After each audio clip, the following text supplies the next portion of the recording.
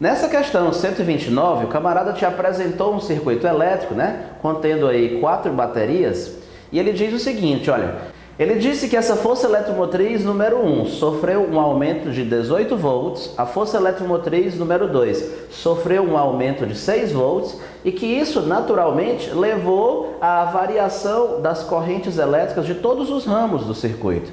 Então a pergunta dele é a seguinte: como deveria se comportar essa força eletromotriz número 3, ou seja, quanto é que ela deveria aumentar ou diminuir, a fim de quê, Renato? A fim de restabelecer a corrente elétrica nesse ramo aqui, ó, ao valor inicial dela. Essa força eletromotriz E3 deve aumentar ou diminuir quanto? Para que a corrente elétrica através desse ramo volte ao valor inicial, beleza? Mas professor, mas nesse circuito elétrico, como é que a gente vai tratar aí desses aumentos ou dessas diminuições da força eletromotriz? Bom, a ideia é a seguinte, ó. Para você dizer que esse E1 aumentou 18 volts, isso equivale ao quê? Bom, isso equivale a você ter inserido aqui, ó, uma bateriazinha de 18 volts, olha, a favor desse E1. Pronto, isso aqui representa um aumento de 18 volts nessa E1, né, ó. Da mesma maneira, prof, aqui, ó, vou colocar uma de 6 volts a favor desse E2, não é verdade? Olha, ou seja, isso representa um aumento de 6 volts nessa E2. Professor, e essa daqui? Pois é, eu não sei quanto é que ela aumentou, né? Eu vou dizer que ela aumentou Ezinho, né? Eu vou dizer que ela aumentou Ezinho. Por isso eu estou colocando uma bateria de E volts a favor desse E3. Mas professor, quem garante que ela aumentou? Ela não pode ter diminuído de valor? Pois é, mas se o Ezinho der negativo, é porque representará uma diminuição do valor, né? Ei, Renato, e essa bateria número 4, ela aumentou ou diminuiu quanto? Pois é, essa daqui não aumentou nada. Então, para dizer que ela não aumentou nada, né, ó, deixa eu colocar aqui, ó, uma bateria de 0 volt, que é para dizer que ela não variou nada, tranquilo. Bom, então esse é o circuito resultante, né? Já contendo as baterias originais com as suas respectivas variações. O circuito resultante, você naturalmente percebe, né, que ele pode ser encarado como sendo o quê? Como sendo a superposição do circuito inicial, que tem somente as baterias originais, com o circuito que contém somente as variações, ó, sofrida por cada bateria. O circuito inicial superposto ao circuito das variações vai me dar o circuito elétrico resultante, né? Olha, pelo princípio da superposição, professor. Mas você lembra o que é que a questão está pedindo? A questão está pedindo o seguinte, olha, a corrente elétrica nesse ramo inicial, ela era X. A questão está pedindo que mesmo que o circuito sofra todas essas variações, ó, a corrente elétrica aqui, professor, continue valendo X. Que ela volte ao valor inicial? Então, quanto deve ser esse Ezinho? Para que a corrente no circuito completo, olha, volte ao valor inicial.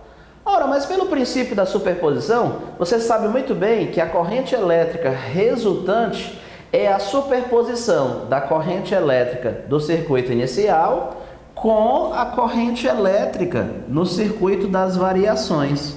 Para essa corrente aqui, professor, ser a superposição de X com essa outra daqui, só se essa outra aqui for zero. Rapaz, exatamente, essa corrente aqui tem que ser zero, porque 0 mais X vai dar aquele X. Rapaz, então quer dizer que, no fundo, né, essa questão é uma aplicação do princípio da superposição. E para a gente conseguir o que a questão quer, a gente só precisa impor que a corrente elétrica nesse ramo aqui, professor, seja quanto? Seja zero. A gente já resolveu questões desse tipo no nosso curso. Lembra da questão 112, da questão 113? Quanto deve ser o Ezinho dessa bateria para que a corrente elétrica nesse ramo aqui, ó, seja zero? Você deve se lembrar que lá facilmente a gente resolveu o problema utilizando o Millman. Lembra? Olha, a ideia então aqui é a seguinte, ó. Para que a corrente elétrica nesse ramo aqui, ó, seja zero, a bateria equivalente da associação dessas três aqui tem que ter um Ezinho equivalente igual a zero. Lembra? Se o Ezinho equivalente dessas três baterias der zero, ora, zero. Quando eu ligar aqui, ó, nesse circuito que não tem bateria nenhuma, porque tu sabe que esse zero aqui é mesmo que nada, né? É, professor, esse zero aqui, eu botei zero, mas na verdade tu sabe que ele é mesmo que nada, né? Então a gente só precisa impor isso, né, professor? Que o Ezinho equivalente dessas três baterias associadas tem que dar zero. Pois vamos lá, vamos lembrar do nosso velho Milman, tu se lembra? Esse daqui é como se fosse o E1, lembra? É 1 sobre R1, é 2 sobre R2, tá, e aqui seria o E3, né, que é o que a gente quer descobrir, sobre esse R3. Então vamos lá para o Milman, professor, bora. Então o Milman escrevia o seguinte, ó, o E equivalente dividido pelo REC, se lembra disso? É igual ao que, professor? É 1 sobre R1, ó. É 1 sobre R1, ou seja, 18 dividido por 6, ó. Depois, olha, é 2 sobre R2, ó, ou seja, 6 sobre 3.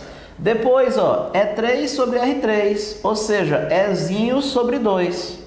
Tá. E Renato, cara, e o sinal algébrico?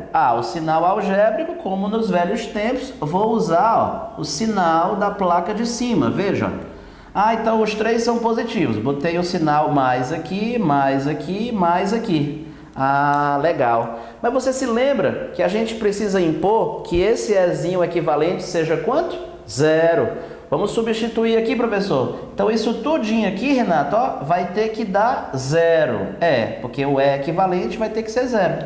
Substituindo então, você vai encontrar que aquele Ezinho que a gente desejava encontrar, Renato, ó, tá dando menos 10 volts. Rapaz, tá dando menos 10 volts. Você estava considerando, ó, que o Ezinho estaria a favor desse E3, né? Só que o Ezinho deu negativo, né? Ou seja, na verdade, então, professor, em vez de você dizer que E3 deveria aumentar 10 volts, como esse Ezinho é negativo, né? Então, descobrimos que E3 deve diminuir 10 volts. Então, se Ezinho número 1 aumentar 18 volts, E2 aumentar 6 volts e E3 diminuir 10 volts, a corrente elétrica nesse ramo voltará ao valor original, né? Não é muito legal? Beleza. É uma aplicação interessantíssima, né? Do princípio da superposição junto com o Milman. Se você sabe superposição e sabe Milman, uma questão como essa fica muito fácil, né? Agora, se você não sabe, puxa vida, essa questão vai dar um pouquinho de trabalho, né? Vai dar um pouco mais de trabalho do que do jeito que a gente fez, beleza? Legal, então assim finalizamos a questão 129. Gaste aí uns 2 minutinhos e vá para a questão 130, que é do tipo faça você mesmo. Aí na sequência você volta para ver a minha resposta, tranquilo? Pause então esse vídeo.